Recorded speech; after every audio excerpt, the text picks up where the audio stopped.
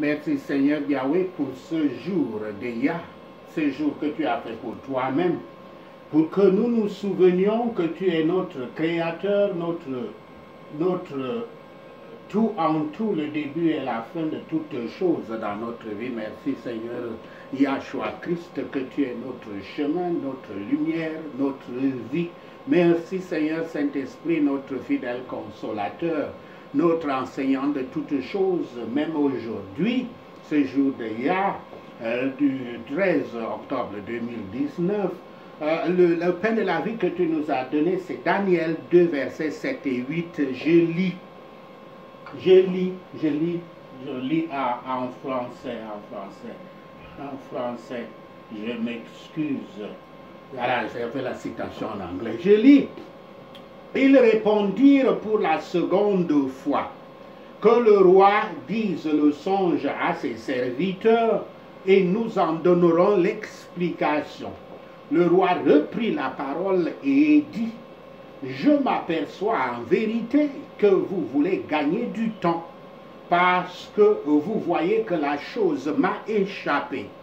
Fin de citation. Ceci est la parole de notre Seigneur Yahweh. Béni soit ton Saint-Nom, Père. Le sermon que le Saint-Esprit m'a donné à écrire sur la base de cette écriture, je l'ai intitulé « Comment tester les faux prophètes ?»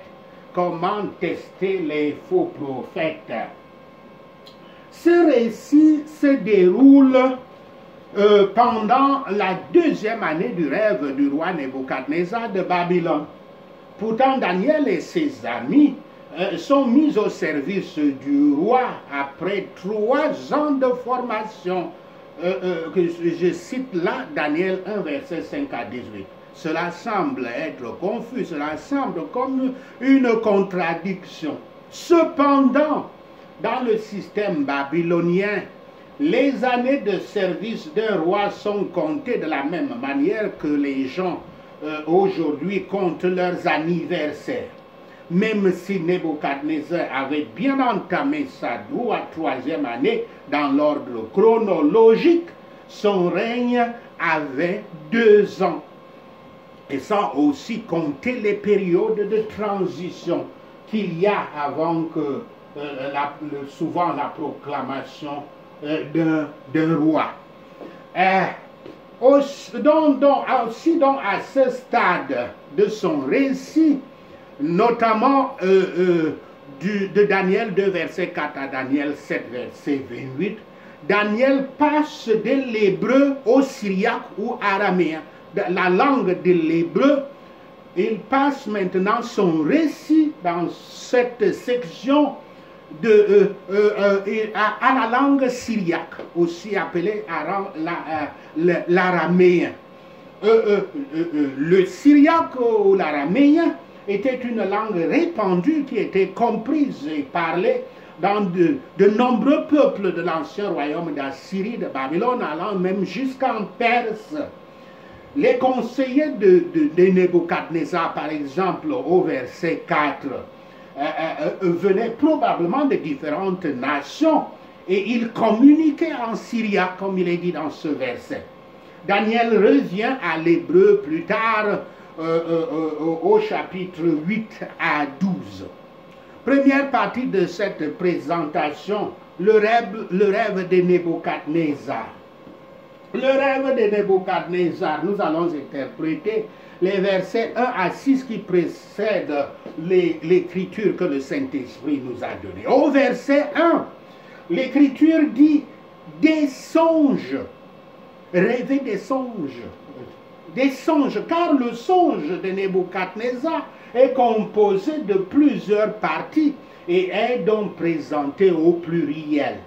En Assyrie et à Babylone, comme en Égypte et dans d'autres pays de l'Antiquité, les rêves étaient considérés comme significations et présages de futurs éléments.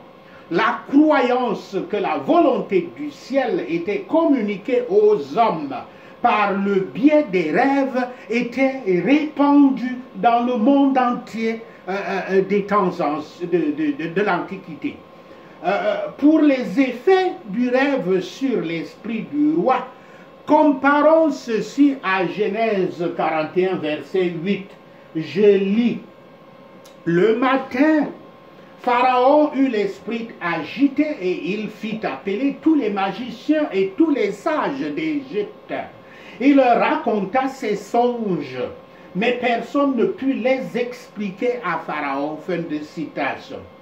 Aussi, donc, ici, le roi Nebuchadnezzar agit exactement comme le pharaon d'Égypte du temps de Moïse, demandant, menaçant, je cite, les magiciens, les astrologues, les sorciers et les chaldéens, fin de citation, citant le verset 5, il est menacé de mort et de dépossession s'il ne parvenait pas à voir son rêve et à l'interpréter.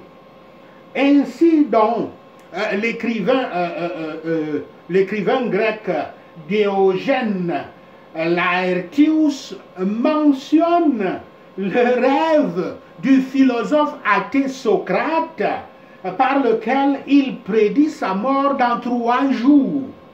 Cette méthode de communiquer la volonté divine avait été adoptée non seulement par référence aux prophètes, mais aussi à ceux qui étaient étrangers à la croyance en Yahweh et même aux hommes pervers, comme dans le cas du pharaon d'Abimelech, de Nebuchadnezzar ici, du majordome et du boulanger d'Égypte, ainsi de suite, ainsi de suite.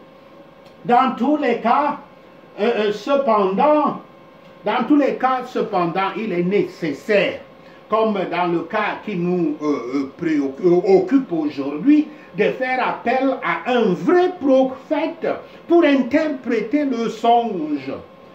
Et ce n'est que le songe a été interprété de la sorte qu'il prenait sa place parmi des prédictions certaines de l'avenir. Un des objets pour communiquer la volonté divine de cette manière semble avoir été de fixer l'attention de la personne, le prince ou le roi qui avait fait le rêve sur le sujet et de la préparer à recevoir la communication que Dieu avait choisi de lui faire.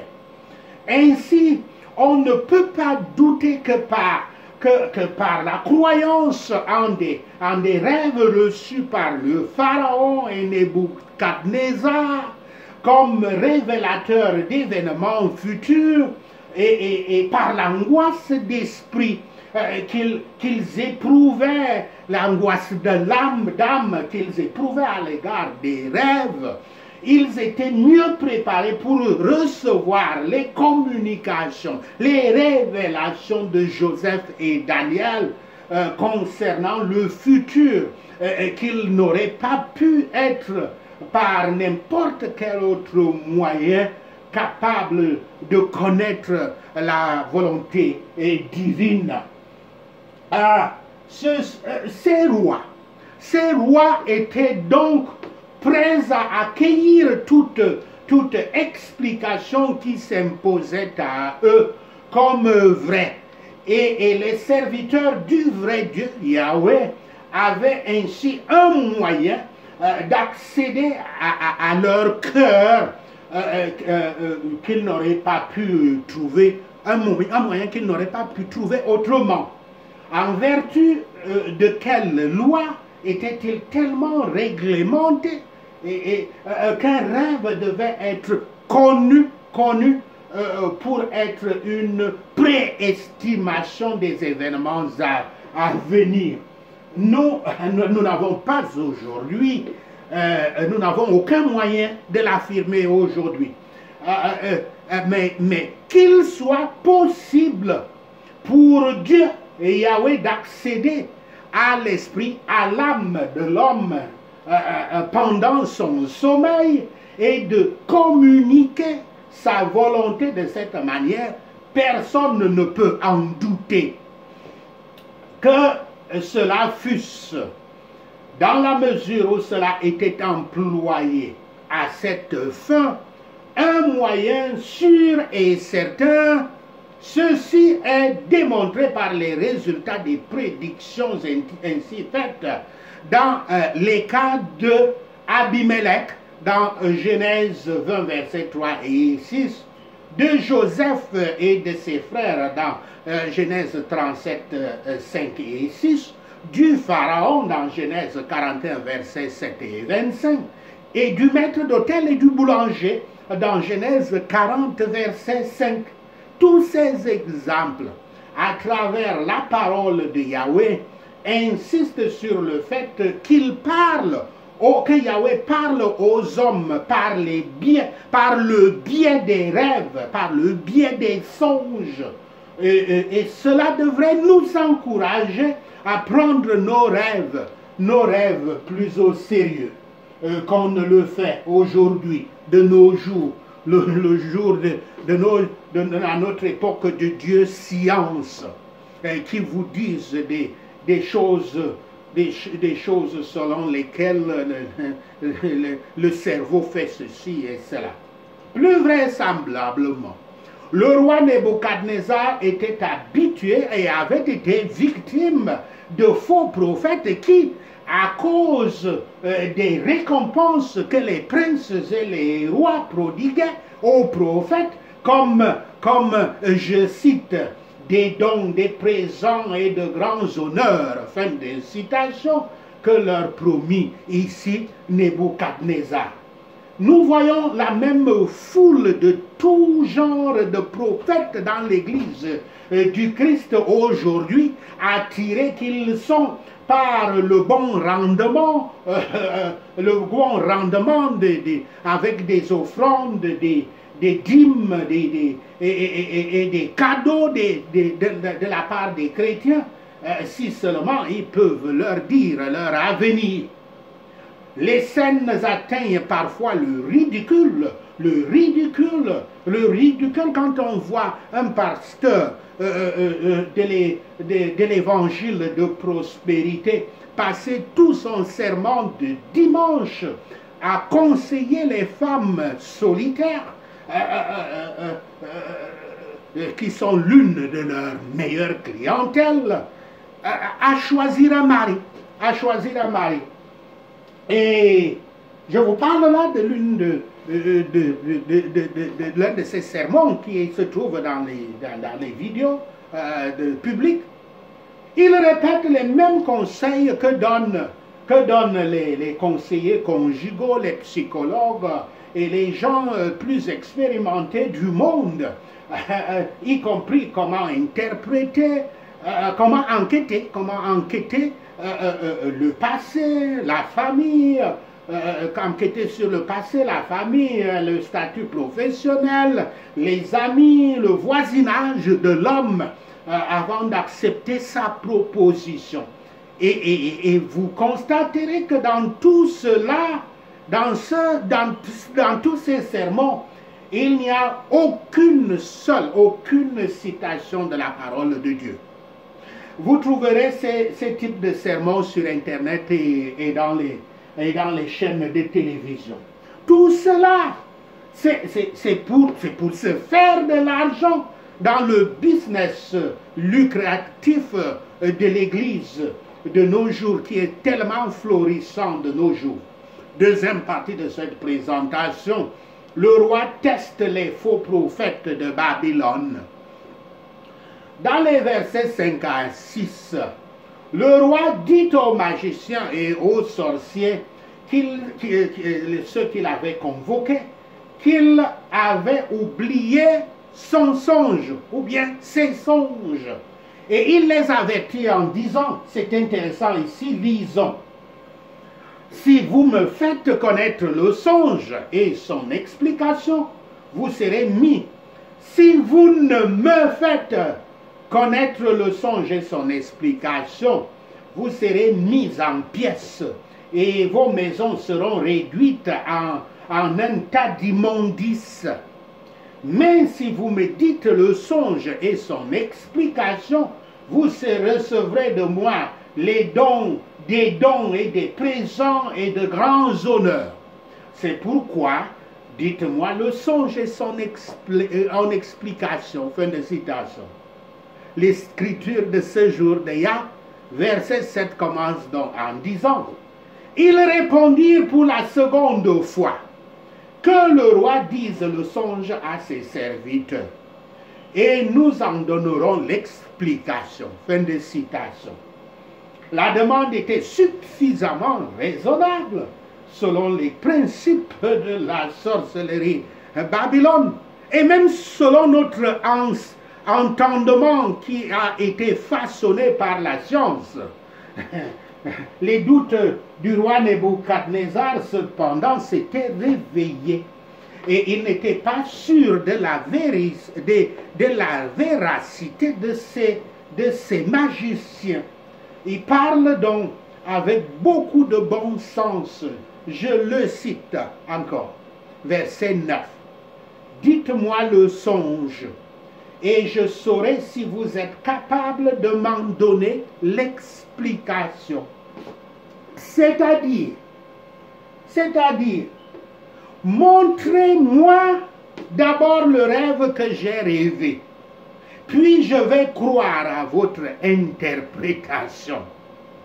Toute personne qui vous demande, bien-aimé, bien-aimé, bien-aimé, toute personne qui vous demande de lui raconter toute votre histoire avant de vous donner une révélation divine sur ce qui vous attend dans l'avenir, est un faux prophète.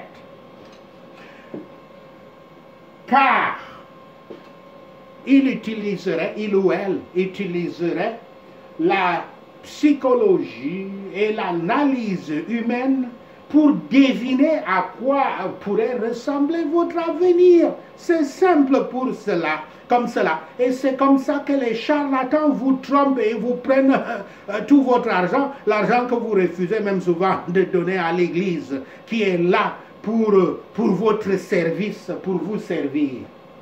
Voici ce que Yahweh dit que vous... voici comment Yahweh dit que vous devriez vérifier pour savoir qui est un faux prophète. Je cite: quand ce que dira le prophète n'aura pas lieu et n'arrivera pas, ce sera une parole que Yahweh n'aura point dite. C'est par audace que le prophète l'aura dite. N'aie pas peur de lui. Fin de citation de Deutéronome 18, verset 22. Mais, si vous restez donc et attendez le moment où le prophète vous a annoncé que sa prophétie s'accomplira, il aura souvent déjà pris son paiement et il aura atteint son objectif. Et dans la plupart des cas, il serait déjà parti. Et très souvent, il ne répondra plus à vos appels téléphoniques. Il ne se soucierait pas de savoir si ce qu'il dit aura lieu ou n'aura pas lieu. Beaucoup de prophètes dans les églises chrétiennes, les églises dites chrétiennes, ne se soucient pas de savoir si leur prophétie se réalise ou pas. Ils continuent simplement à dire d'autres prophéties à cause de la clientèle et de l'argent que leur apporte le business de la prophétie.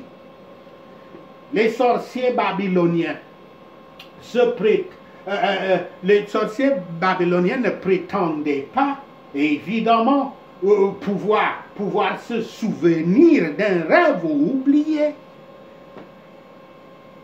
Mais l'étendue de leur profession à ce sujet semble avoir été qu'ils pouvaient expliquer ce qui était communément considéré comme le pronostic des événements futurs. Ici apparaît donc leur ignorance dans ce texte. Leur ignorance par le fait que Malgré leur vanterie, ils n'étaient pourtant pas en mesure de dire le rêve, à moins que le roi ne le leur dise d'abord. Et s'il le leur disait, ils allaient prétendre savoir, et savoir là où en réalité il n'y avait que ignorance de leur part. Et ainsi, en tant qu'abuseurs du public, abuseurs du peuple, ils méritaient la mort en vérité. Disciples du Christ bien-aimé, je cite, je vous parle en citant la parole. N'ajoutez pas foi à tout esprit, mais éprouvez les esprits pour savoir s'ils sont de Dieu, car plusieurs faux prophètes sont venus dans le monde. Fin de citation. Je cite là 1 Jean 4, verset 1. Vous devez éprouver un esprit avec la parole de Dieu, que Yahshua Christ est la parole de Dieu. C'est pourquoi il est tellement important. Il est si important de connaître la parole. Il est tellement important de connaître la parole de Dieu. À la fois l'Ancien Testament et le Nouveau Testament. L'écriture de ce jour d'hier dit donc, au verset 7, je cite, le roi reprit la parole et dit, je m'aperçois en vérité que vous voulez gagner du temps. Fin de citation. L'idée en est qu'ils ont compris qu'ils ne pouvaient pas satisfaire sa demande. Et qu'en lui demandant, au verset 7, de leur dire son rêve, cela n'était qu'un prétexte pour attendre, dans l'espoir qu'à un moment donné ou un autre, l'un d'entre eux pouvait trouver un artifice pour l'apaiser ou éviter son indignation dont il les avait menacés. Il serait naturel de supposer qu'il pouvait espérer qu'en réfléchissant, le roi Nebuchadnezzar redeviendrait plus calme et que même s'il n'allait pas pouvoir lui rappeler le rêve et l'expliquer, il semblerait toutefois déshonorable de l'attendre et le demander. Donc, le roi semble avoir supposé que de telles pensées leur passaient par la tête. Et il leur impute donc, il leur confie donc ce projet, ce devoir, cette exigence. L'argument du roi semble avoir été quelque chose comme ceci, si je peux reformuler. Voici un peu sa pensée pour reformuler cette phrase du verset 8. Ceux qui peuvent expliquer correctement un rêve peuvent aussi bien dire en quoi consiste son interprétation, car l'un est autant le résultat de l'influence divine que l'autre. Et si les hommes peuvent espérer une aide divine dans un cas, pourquoi pas dans l'autre? Comme vous ne pouvez donc pas me rappeler le rêve, il est clair que vous ne pouvez pas l'interpréter. Et votre seul but, en demandant de le savoir, est que vous puissiez éloigner le plus possible l'exécution de la peine dont je vous menace et si possible même y échapper complètement. C'est un peu ça qui était le raisonnement du roi Nebuchadnezzar. Il n'est plus improbable que ce qu'ils ont dit ne soit pas plus que la simple demande qu'ils avaient déjà faite au verset 7. Et l'écriture continue et finit en disant, parce que vous voyez que la chose m'a échappé, fin de citation. le rêve, c'est le rêve, le songe dont il ne se souvenait plus, évidemment. Ou parce que l'autre interprétation, et je vais expliquer, ou alors parce que le décret qu'il avait déterminé de les mettre à mort était certain. Mais le sens réel est, si je peux encore le reformuler le roi Nebuchadnezzar. Vous voyez que je l'ai oublié, ce songe. J'ai fait une déclaration positive à ce sujet. Il ne peut donc y avoir aucun espoir que je l'annule, ma sentence. Et il est clair que votre seul but doit être de gagner du temps. On ne peut rien gagner avec un retard. Donc, l'affaire peut être réglée immédiatement. Et votre conduite doit être interprétée comme une confession selon laquelle vous ne pouvez pas accomplir ce qui est requis. Et la peine sera prononcée sans délai. C'est un peu ça que le roi Nebuchadnezzar dit ici. Cela a plus de sens, me semble-t-il, que de supposer que le roi voulait dire qu'une déclaration ayant été prononcée par lui et que s'il ne pouvait pas s'en souvenir et l'interpréter, il devait être mis à mort. Voilà l'autre interprétation qui ne tient pas debout. Bien-aimés, ne tombez pas dans les pièges des nombreux hommes et femmes d'affaires des églises. Pratiquez votre repentance et